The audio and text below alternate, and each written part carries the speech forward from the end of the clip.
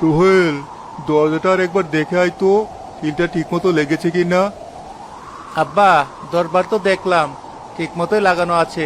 জ্বরের বাতাস দরজায় ধাক্কা দিচ্ছে, তাই এমন শব্দ হচ্ছে। তোর আব্বার মনে ভয় ঢুকেছে। এই রাতটা বড় সর্বনেশে রাত। এমন ঝড়ের রাতেই তো বিপদ নেমে আসে। ভয় ডুববে না?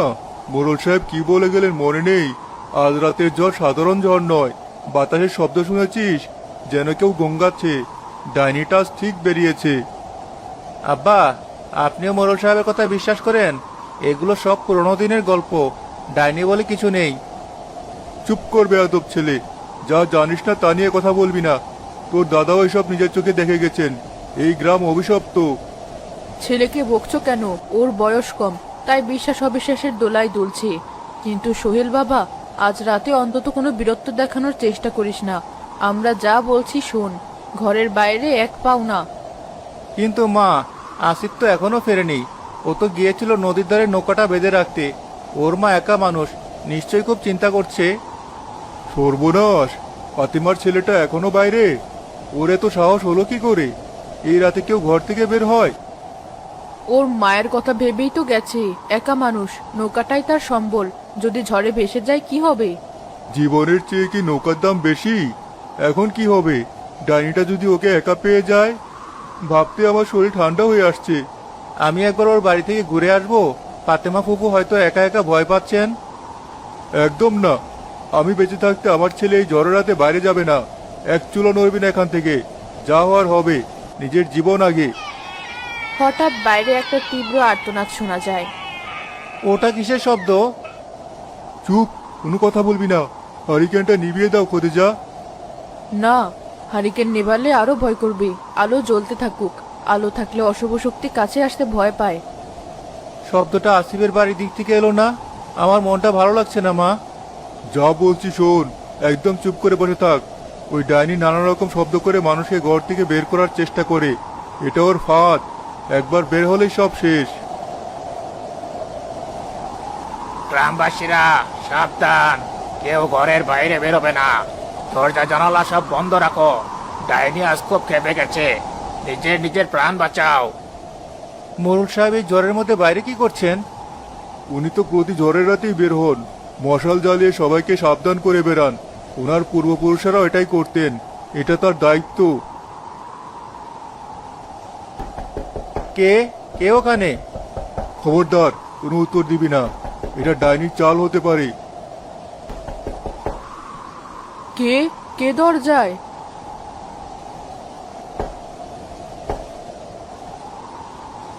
হাসেম ভাই, দরজাটা একটু খোলো। আমার আসিফ ফেরেনি এখনো। ওটা তো ফাতেমা।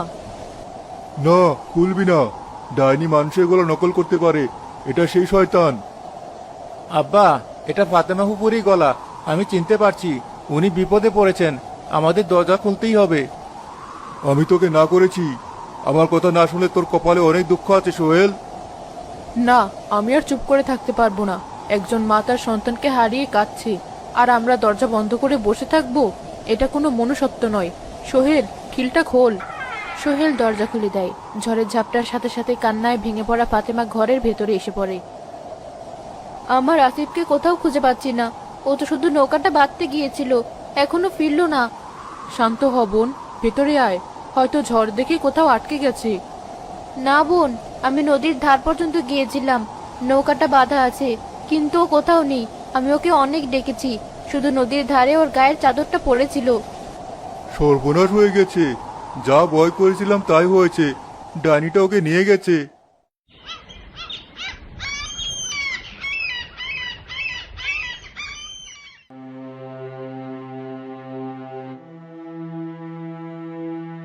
আমি কাল রাতে তোমাদের সাবধান করেছিলাম।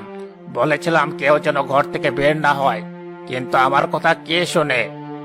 আসিফ তো আর ইচ্ছে করে বের হয়নি মোরল সাহেব। ও তো ওর নৌকাটা বাঁচাতে গিয়েছিল। জীবনের চেয়ে নৌকার মায়া বড় হলো। এখন কি হবে? আরো একটা ছেলে হারিয়ে গেল। ডাইনিটার শক্তি আরো বেড়ে গেল। আমরা কি এভাবেই বসে থাকবো মোরল সাহেব?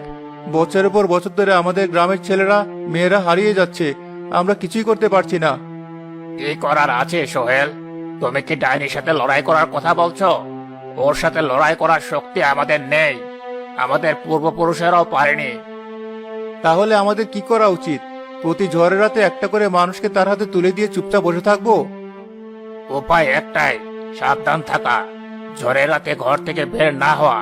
এটাই আমাদের নিয়তি, মেনে নিতে হবে। এটা নিয়তি না মোড়ল সাহেব, এটা আমাদের কাপুরুষতা। আমরা ভয় পেয়ে লড়াই করা ছেড়ে দিয়েছি। সোহেল, মোড়ল সাহেবের সাথে তর্ক করবি না। উনি যা বলছেন ভালোর জন্যই বলছেন। মোড়ল সাহেব, সর্বনাশ হয়েছে। নদীর ধারে জঙ্গলের পথে একটা মেয়ে পড়ে আছে, অজ্ঞান। মনে হয় ঝড়ে ভেসে এসেছে। বেঁচে আছে তো? হ্যাঁ, শ্বাস চলছে, কিন্তু শরীরে অনেক আঘাতের চিহ্ন। পরনের কাপড়গুলো অদ্ভুত। অচেনা মানুষ? এই গ্রামে কোনো অচেনা মানুষের প্রবেশ নিষেধ। ওকে ওখানেই থাকতে দাও। কে জানে, ও হয়তো ডাইনিরই কোনো চর। মোড়ল সাহেব, আপনি এটা কি বলছেন? একজন মানুষ বিপদে পড়েছে, আর আপনি তাকে সাহায্য করার বদলে সন্দেহ করছেন?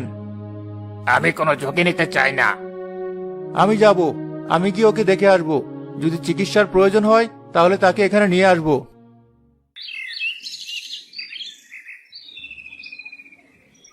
এই যে শুনছেন, চোখ খুলুন। আমি কোথায়? আপনি আমাদের গ্রামে। আপনার নাম কি? আপনি এখানে এলেন কিভাবে? আমার নাম জেসমিন। আমি ঠিক মনে করতে পারছি না, শুধু মনে আছে অনেক অন্ধকার, অনেক ঝড়, আর একটা তীব্র আর্তনাদ। আপনি চিন্তা করবেন না, আমি আপনাকে সাহায্য করব। আপনি কি হাঁটতে পারবেন? না, পারছি না। এখন লজ্জা করার সময় নয়, আপনার চিকিৎসা দরকার। আমি আপনাকে কোলে করে নিয়ে যাচ্ছি।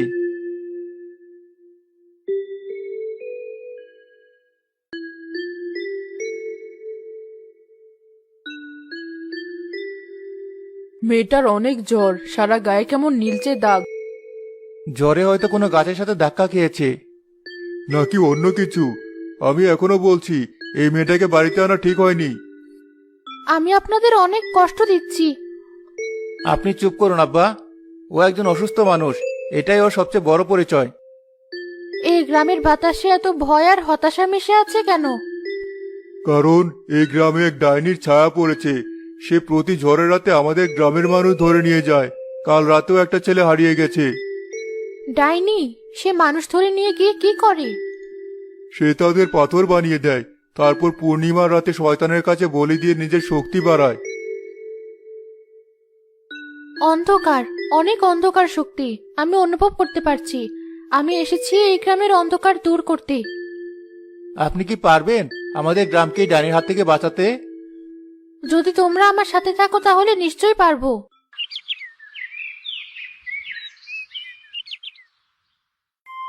হাসেম, আমি শুনতে পেলাম তুমি ওই অচেনা মেয়েটাকে বাড়িতে আশ্রয় দিয়েছ। আমার হুকুম অমান্য করার সাহস তোমার কি করে হলো? মোড়ল সাহেব, ও খুব অসুস্থ, তাই। অসুস্থ? নাকি অসুস্থতার নাটক করছে? আমি এখনই এই মেয়েটাকে গ্রাম থেকে বের করে দিতে চাই। না মোড়ল সাহেব, আপনি তা করতে পারেন না। উনি আমাদের অতিথি। অতিথি?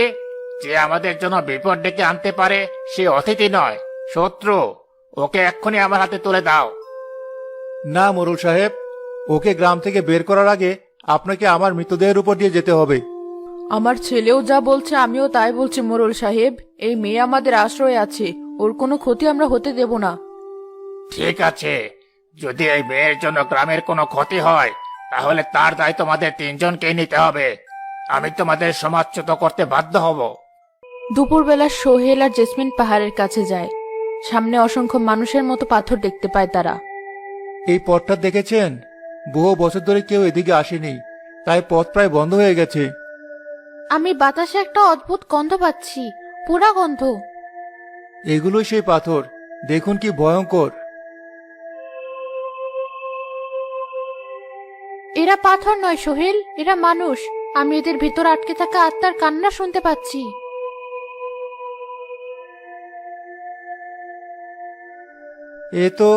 এ তো আমাদের গ্রামের হারুন চাচা। আমি ছোটবেলায় ওনাকে দেখেছি। উনি এভাবে মাথায় হাত দিয়ে বসে থাকতেন। ওই ডাইনি এদের শরীরটাই শুধু বদলে দিয়েছে।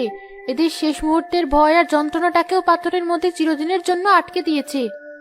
কি নিষ্ঠুর, কি ভয়ঙ্কর!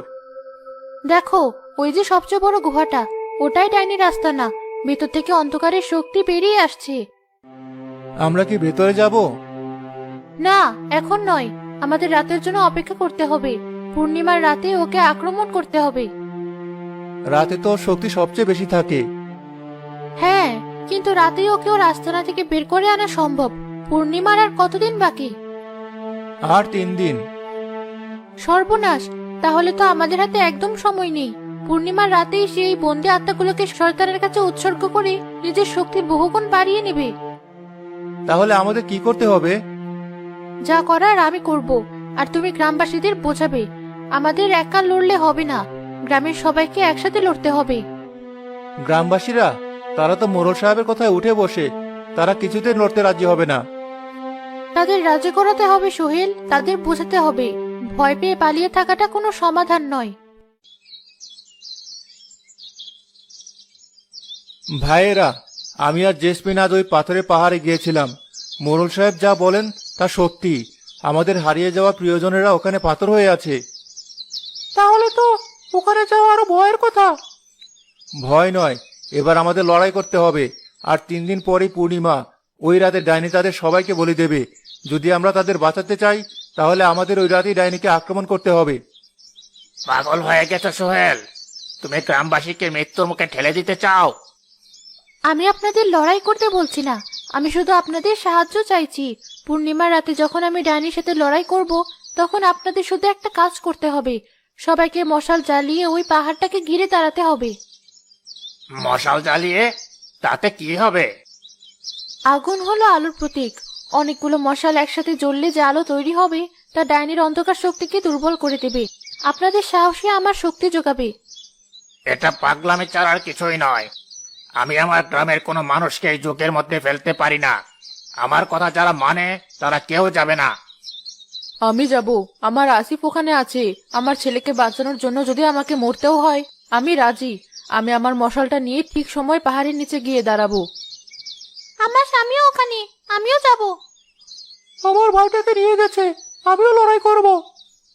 খুব ভালো, যারা মরতে চাও যাও, কিন্তু পরে আমার কাছে এসে কেঁদো না।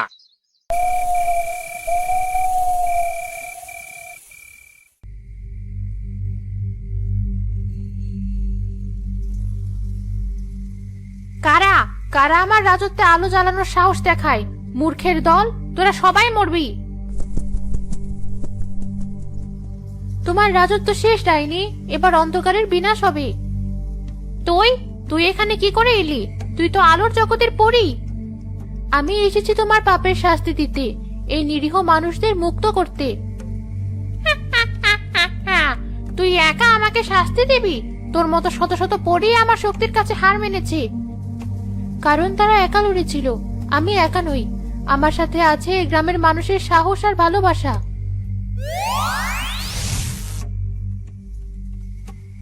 এত সাহস? দাঁড়া, তোকে আমি দেখাচ্ছি মজা। ডাইনি আর জেসমিনের মধ্যে ভয়ঙ্কর লড়াই শুরু হয়ে যায়। তোর আলো বেশিক্ষণ টিকবে না পরি, আমার অন্ধকার অসীম। তোমার অন্ধকার ভয়ের উপর নির্ভরশীল। ওদিকে দেখো, ওই মানুষগুলোর চোখে কোনো ভয় নেই। জেসমিন, এগিয়ে যাও, আমরা তোমার সাথে আছি। বোকা মানুষ, আমি তোদের সবাইকে পাথর বানিয়ে দেব। ডাইনি তার সমস্ত শক্তি জড়ো করে জেসমিনের দিকে ছুঁড়ে মারে। জেসমিন আলোর শক্তি দিয়ে সেটা আটকায়, কিন্তু কিছুটা দুর্বল হয়ে পড়ে। সোহেল, এখনই সুযোগ। ওর গলার লকেটটা, ওটাই ওর শক্তির উৎস, ওটা ছিনিয়ে নাও। সোহেল পাথরের আড়াল থেকে বেরিয়ে নিঃশব্দে ডাইনির পেছনে এগোতে থাকে। কি হল আলোর পরি? শক্তি শেষ হয়ে গেল? এখন মৃত্যুর জন্য তৈরি হ। ডাইনি জেসমিনকে শেষ আঘাত করার জন্য যেই হাত তোলে,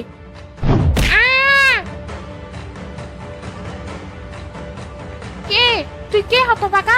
ছাড় আমার লকেট। সোহেল, সরে এসো।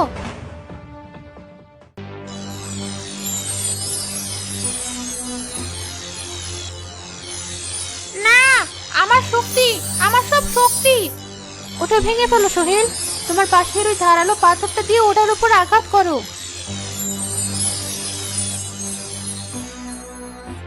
দিস না, ওটা আমার সব। সোহেল তার সমস্ত শক্তি দিয়ে লকেটের উপর আঘাত করে। সাথে সাথে লকেটটা বিকট শব্দে ভেঙে চুরমার হয়ে যায়। লকেট ভাঙার সাথে সাথে ডাইনির শরীরটা ছায়ে পরিণত হয়। পাহাড়ের ওপর থাকা সমস্ত পাথর মূর্তিগুলো আবার জীবন্ত হয়ে ওঠে। আমি আমি বেঁচে আছি, এটা কি হলো? তুমি পেরেছো সোহেল, তুমিই আসল নায়ক। তোমার সাহসী আজ গ্রামটাকে বাঁচিয়ে দিল। না জেসমিন, সবটা আপনার জন্য সম্ভব হয়েছে। আপনি আমাদের ভয়কে জয় করতে শিখিয়েছেন। আমার ছেলে, আমার বীর ছেলে, আমি তোর উপর কত অন্যায় করেছি, আমাকে মাফ করে দিস বাবা। আব্বা, আপনি যা করেছেন আমার ভালোর জন্যই করেছেন। আমার বাবা, তুই ফিরে এসেছিস। আমার বুকটা খালি হয়ে গিয়েছিল। সোহেল, তুই আমাকে বাঁচালি ভাই। আমি একা নই, আমরা সবাই মিলে পেরেছি। আমাদের ভুল হয়ে গেছে পরিমা। আমরা ভয়ে এতটাই অন্ধ হয়ে গিয়েছিলাম যে কোনটা ঠিক আর কোনটা ভুল তা বোঝার ক্ষমতা হারিয়ে ফেলেছিলাম। আপনি আমাদের চোখ খুলে দিয়েছেন। মনে রেখো, একতাই সবচেয়ে বড় শক্তি, আর সাহসী হলো সেই শক্তির চালক। তোমরা একসাথে থাকলে কোনো অশুভ শক্তি তোমাদের ক্ষতি করতে পারবে না। এখন আমার যাওয়ার সময় হয়েছে। কোথায় যাবেন? আমার কাজ শেষ। আমাকে আবার আলোর জগতে ফিরে যেতে হবে, কিন্তু আমি সবসময় তোমাদের সাথে থাকবো। যখনই তোমরা ভয় পাবে, আকাশের দিকে তাকিয়ে সবচেয়ে উজ্জ্বল তারাটা দেখবে। মনে করবে ওটাই আমি তোমাদের সাহস যোগাচ্ছি।